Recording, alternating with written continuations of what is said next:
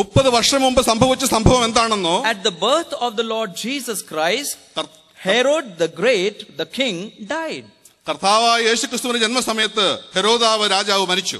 And Josephus, the great historian, tells us Joseph's എന്ന് പറയുന്ന ചരിത്രകാരൻ ഇങ്ങനെയാണ് രേഖപ്പെടുത്തുന്നത്, that in the will of Herod the king, he has written that after him his son should get that kingdom. അവന്റെ മരണപത്രത്തിൽ എഴുതി വെച്ചിരുന്നത് തന്റെ മകൻ അതിനുശേഷം ആ രാജസ്ഥാനം എടുക്കണമെന്നുള്ള കാര്യം. His name is Archelaus. അവന്റെ പേരാണ് അർക്കിലിയോസ്. He wanted that Archelaus should become a king after him.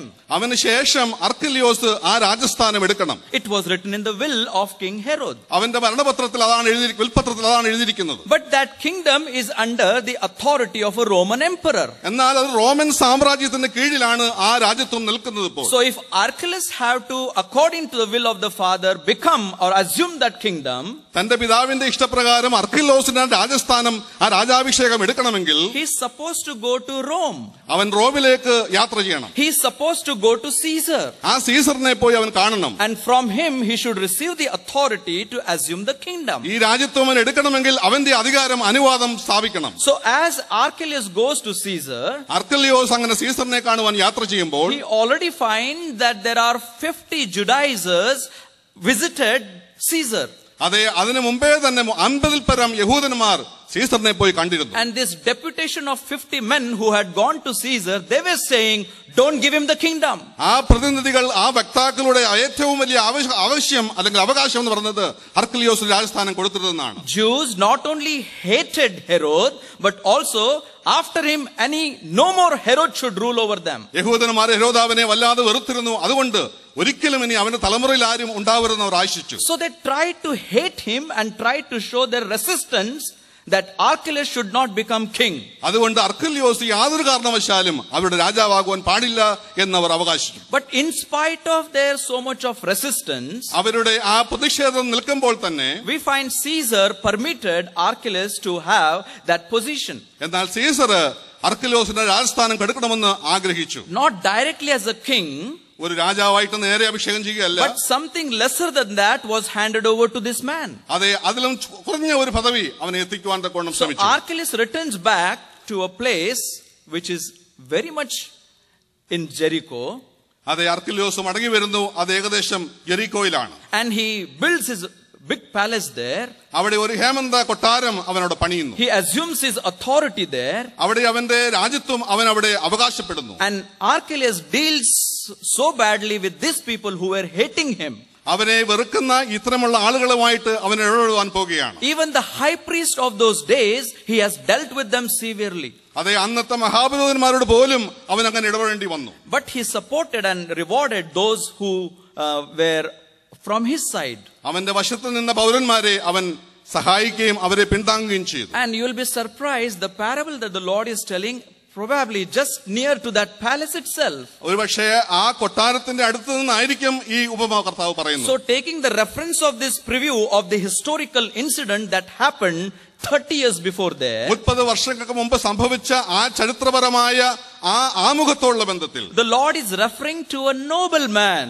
അവിടെ ഒരു കുലീനനായ മനുഷ്യനെ കുറിച്ച് കർത്താവ് ഉപദേശിക്കുന്നു. While you consider the preview of this passage, ഈ പാസേജിന്റെ പ്രിവ്യൂ നാം നോക്കുമ്പോൾ keep that in mind. ആ ചിത്രം നിങ്ങൾ ഓർക്കുക. And then the Lord turns to these people. എന്നിട്ട് കർത്താവ് ഈ ജനക്കൂട്ടത്തിന് നേരെ നോക്കുന്നു. Right in the same place where these things happened. ഇവിടെ സംഭവിച്ച അതേ സ്ഥാനത്ത് കർത്താവ് നിൽക്കുകയാണ്. So as the Lord was talking this parable to them, they had absolutely no doubt to understand what the Lord is trying to communicate to them. കർത്താവ് എന്താണ് പറയുവാൻ പോകുന്നതെന്നുള്ളതിനെ കുറിച്ച് യാതൊരു സംശയവും അവർക്ക് മനസ്സിലാക്കാൻ യാതൊരു ബുദ്ധിമുട്ടും അതുകൊണ്ട് ഉണ്ടായില്ല. It's very interesting. After the preview, you find the people to whom the Lord is speaking this parable. അതെ, ആമുഖത്തിന് ശേഷം കർത്താവ് അവരോട് സംസാരിക്കുന്നു. What kind of people are involved there? എത്ര ആളുകളാണ് അവിടെ നിൽക്കുന്നത്? To whom he is speaking? ആരോടാണ് സംസാരിക്കുന്നത്? And what he is referring to? എന്താണ് അവൻ ഉദ്ദേശിക്കുന്നത്? What an interesting passage that is. എത്ര മനോഹരമായ ഒരു ഭാഗമാണിത്. Look at verse 12. 12ാമത്തെ വാക്യത്തിലേക്ക് നോക്കാം. He says there, a certain nobleman went into a far country to receive for himself a kingdom and to return. കുലീനനായ ഒരു മനുഷ്യൻ രാജ്യത്വം പ്രാപിച്ച് മടങ്ങി വരണമെന്ന് വെച്ച് ദൂരദേശത്തേക്ക് യാത്ര പോയി. Now after seeing the preview of the passage, we want to consider the people in that passage. അതെ, ഇതിന്റെ ആമുഖം നാം കേട്ട് കഴിഞ്ഞ സ്ഥിതിക്ക് ഇവിടെ ഇരിക്കുന്ന ജനത്തിന്റെ അല്ലെങ്കിൽ പൗരന്മാരുടെ സ്വഭാവം നമുക്കൊന്ന് അറിയണം. And he talks in verse 13 about it. 13ാമത്തെ വാക്യത്തിൽ അതിനെക്കുറിച്ച് പറയുന്നുണ്ട്. And he called his 10 servants. അവൻ 10 ദാസന്മാരെ വിളിച്ചു. Number 10 in the Bible is very important. 10 എന്നുള്ള പദം അല്ലെങ്കിൽ നമ്പർ വളരെ പ്രധാനപ്പെട്ട ഒരു നമ്പറാണ്. 10 in the Bible always shows the wholesome number or the completeness. അതെ, പൂർണ്ണതയെ കാണിക്കുന്ന ഒരു സംഖ്യയാണ് 10. That's why in the law you have 10 commandments. അതുകൊണ്ടാണ് ന്യായപ്രമാണത്തിൽ 10 കൽപ്പനകൾ. To explain the other part of the kingdom of God, you have 10 virgins. അതുകൊണ്ടാണ് ആ സ്വർഗരാജ്യത്തിന്റെ മറ്റൊരു ചിത്രത്തിൽ ഉപമയിൽ കർത്താവ് 10 കന്യക എന്ന് To പറഞ്ഞിരിക്കുന്നു. decide on certain matter, you needed 10 witnesses. ചില കാര്യങ്ങൾ സ്ഥാപിക്കണമെങ്കിൽ 10 സാക്ഷികൾ ആവശ്യമാണ്. So what is that 10 here is referring to? എന്താണ് ഇവിടെ പറഞ്ഞിരിക്കുന്ന 10 എന്ന് പറഞ്ഞ സംഖ്യ? If you are a child of God, നിങ്ങൾ ഒരു ദൈവപൈതലായിരിക്കുന്നുവെങ്കിൽ, if Jesus Christ is your Lord and Savior, കർത്താവായ യേശുക്രിസ്തു നിങ്ങളുടെ രക്ഷിതാവും സ്നേഹിതനുമാണെങ്കിൽ, this number, this figure includes you also in this passage. നിങ്ങളെയും അവൻ ഇതിൽ ഉൾക്കൊള്ളിച്ചിരിക്കുന്നു എന്ന് വേണം മനസ്സിലാക്കുക. If he is the Lord of your life, അവൻ നിങ്ങളുടെ ജീവിതത്തിന്റെ കർത്താവായിരിക്കുന്നുവെങ്കിൽ, this what the Lord wants to communicate. He communicates to the whole church. അവൻ പറയുവാൻ ഉദ്ദേശിക്കുന്ന അവന്റെ സഭയോട് മുഴുവനും ഇതാണ് പറയുവാൻ ഉദ്ദേശിക്കുന്നത്. But when he talks about the number 10 there, ഈ ഇവിടെ പറഞ്ഞിരിക്കുന്ന 10 എന്ന് പറഞ്ഞ സംഖ്യ in our vernacular translations, it is translated in a better way. നമ്മുടെ പരിഭാഷയിൽ അത് അല്പം കൂടെ വ്യക്തമായിട്ട് മനോഹരമായിട്ടാണ് പറഞ്ഞിരിക്കുന്നത്. Here in English it is said, and he called his 10 servants. ഇവിടെ പറഞ്ഞിരിക്കുന്നത് അവൻ അതിനുശേഷം 10 ദാസന്മാരെ വിളിച്ചു. But in the original, if you find, it is mentioned, and he called his 10 his own servants. അവന്റെ സ്വന്തം ദാസന്മാരെ വിളിച്ചു എന്നാണ് പറഞ്ഞിരിക്കുന്നത്. That word own is very important. ആ സ്വന്തം ദാസന്മാർ എന്ന പദം വളരെ പ്രത്യേകതയുള്ളതാണ്. Why that is important? എന്താണ് അതിന്റെ പ്രത്യേകത?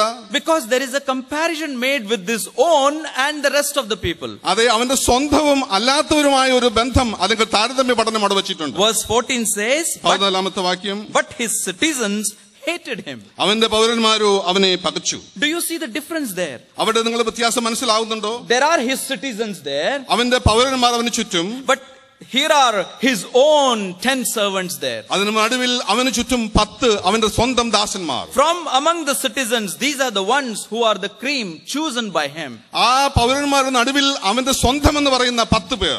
What a difference the Lord makes in your life and my life. എന്റെയും നിങ്ങളുടെയും ജീവിതത്തിൽ കർത്താവ് എത്രയോ വലിയ മാറ്റമാണ് വെക്കുന്നത്. From rest of the world, you and I, because of the faith in the Lord Jesus Christ, are dear to his heart. മുഴു ലോകത്തിന്റെ നടുവിൽ നമ്മുടെ സ്നേഹിതന്മാരെ, അവന്റെ ശിഷ്യന്മാരെ നമ്മുടെ ജീവിതത്തിൽ അവൻ എത്രയോ സ്ഥാനം വഹിക്കുന്നു. This evening, make it very sure and clear in your mind that everybody in this world falls into either of these two categories. അതെ, ഇന്ന് രാത്രി നിങ്ങൾ വ്യക്തമായി മനസ്സിലാക്കിക്കണം, ഈ ലോകത്തിലുള്ള സർവ്വജനങ്ങളും ഈ രണ്ട് കൂട്ടത്തിൽ പെടുന്നു. Either you are a servant of the Lord Jesus Christ, ഒരുപക്ഷെ നിങ്ങൾ അവന്റെ ദാസന്മാരായിരിക്കാം, or otherwise you are an enemy of the Lord Jesus Christ. അത് പക്ഷേ അവന്റെ ശത്രുക്കളായിരിക്കാം. So here are this classification of these two class of people here. രണ്ട് തരത്തിലുള്ള ജനതയുടെ ഒരു വിഭാഗമാണ് ഇവിടെ പറഞ്ഞിരിക്കുന്നത്. But that's not the end of it. അതിന്റെ അവസാനം ഇവിടെ അവസാനിക്കുന്നില്ല. While he names the citizen as citizens, അവന്റെ പൗരന്മാരെ പൗരന്മാരെന്ന് കർത്താവ് പറയുമ്പോൾ, to his own people he calls servants. അവന്റെ ദാസന്മാരെ അല്ലെങ്കിൽ യാതൊരു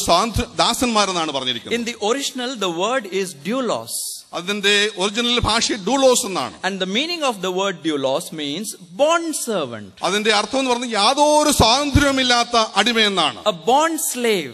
ഒരു പൂർണ്ണ സ്വാതന്ത്ര്യമില്ലാത്ത അടിമ. What do you mean by a bond slave? എന്താണ് അതിന്റെ അർത്ഥം? What do we really understand by that? അതുകൊണ്ട് എന്താണ് നിങ്ങൾ മനസ്സിലാക്കുന്നത്? Why is the Lord referring to his own people as bond slaves? തന്റെ സ്വന്തം ആൾക്കാരെ കർത്താവ് എന്തിനാണ് യാതൊരു സ്വാതന്ത്ര്യമില്ലാത്ത ദാസന്മാരെന്ന് പറഞ്ഞിരിക്കുന്നത്? You know why? Because only by either of these three ways you can become a bond slave. ഒരുപക്ഷേ ഈ മൂന്ന് നിലയിൽ നിങ്ങൾക്ക് അവന്റെ ഒരു അടിമയാകുവാൻ കഴിയും, ദാസനാകുവാൻ കഴിയും. How can one become a bond slave?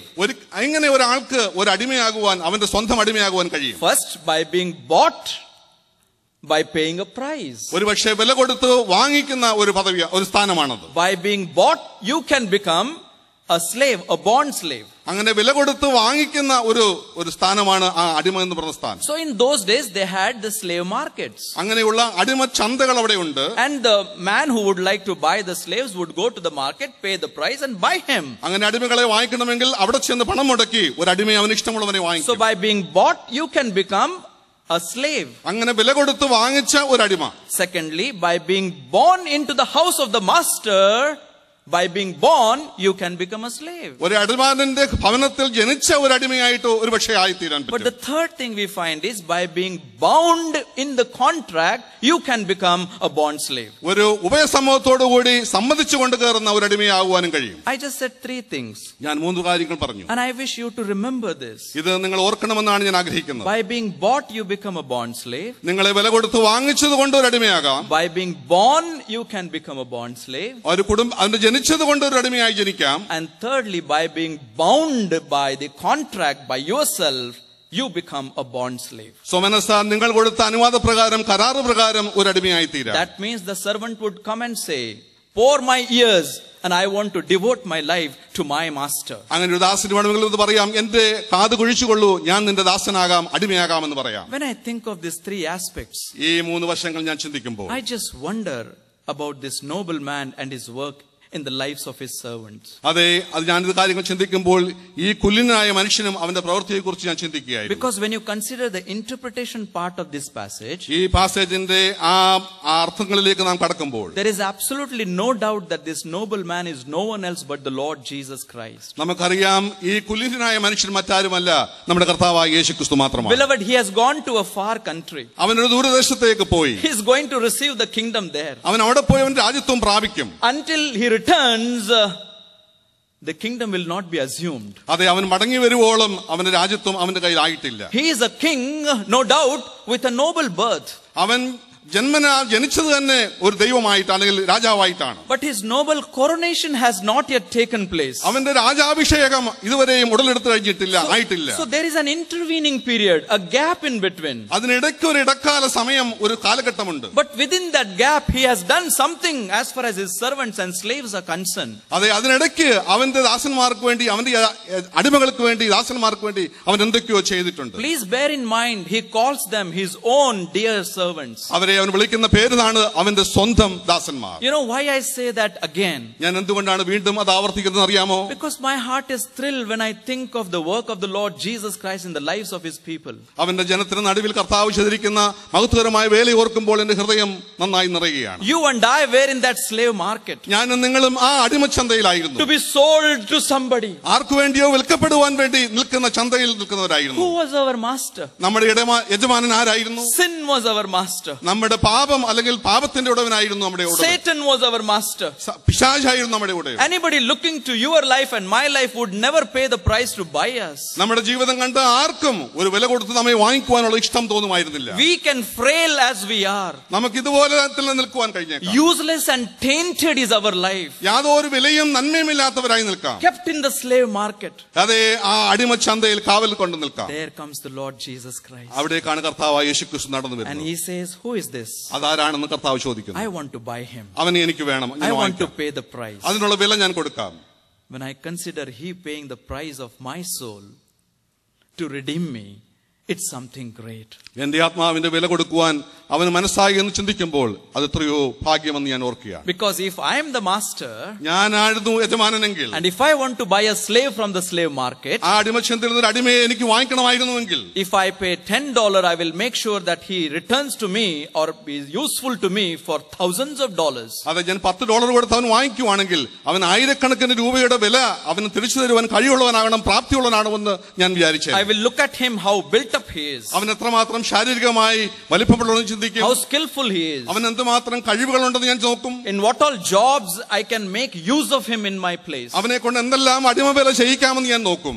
But as far as the work of the Lord Jesus Christ is concerned, എന്നാൽ കർത്താവായ യേശുക്രിസ്തുവിനെ സംബന്ധിച്ചിടത്തോളം for whom did he pay that price? അവൻ ആർക്ക് വേണ്ടിയിട്ടാണ് ആ വില കൊടുത്തത്? And the price which the master demanded was not money, not penny, but his own blood.